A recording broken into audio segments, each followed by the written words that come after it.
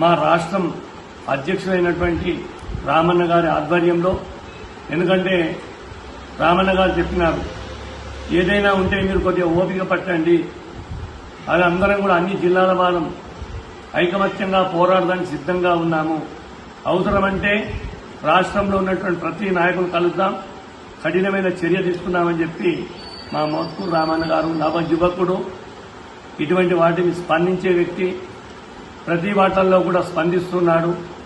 అతనికి అండగా అతను పిలిపివ్వగానే మా మెదక్ జిల్లా కూడా కదిలి వస్తుంది.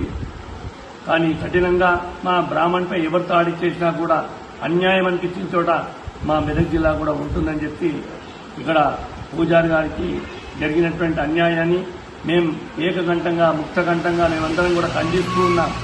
మా మెదక్ జిల్లా పక్షాన మా రాష్ట్ర అధ్యక్షులు కోరిన మేరకు ఎప్పుడంటే అప్పుడు మేము స్పందిస్తాం, అతనికి అండగా మేము నిలుస్తున్నాం. పిలుపు ఇవ్వగానే ప్రతి జిల్లా వాళ్ళే కాదు, డివిజన్ అధ్యక్షులే కాదు, ప్రతి బ్రాహ్మణ్ కూడా బాసర వచ్చే సూచనలు ఉన్నవి. కాబట్టి ఇది తెలంగాణ ప్రభుత్వం కఠినంగా తప్పకుండా చర్య తీసుకోవాలి. పోలీస్ శాఖ కావచ్చు, గ్రామంలోని పురోహితులు కూడా అండగా ఉండాలి. బ్రాహ్మణునికి అన్యాయం జరిగిందనే మనసులో హృదయంలో తెలిసి ఉంటే వారు ఎవరైనా సరే అన్నకు అండగా నిలవాలి. అన్నకు బాసటగా మేము నిలుస్తాం, ధైర్యాన్ని ఇస్తున్నాం. ఎప్పుడైనా మేము తప్పకుండా అన్నకు మా జిల్లా పక్షాన కాదు, రాష్ట్ర పక్షాన మేమందరం కూడా నిలుస్తాం, అతనికి ధైర్యాన్ని ఇస్తున్నాం.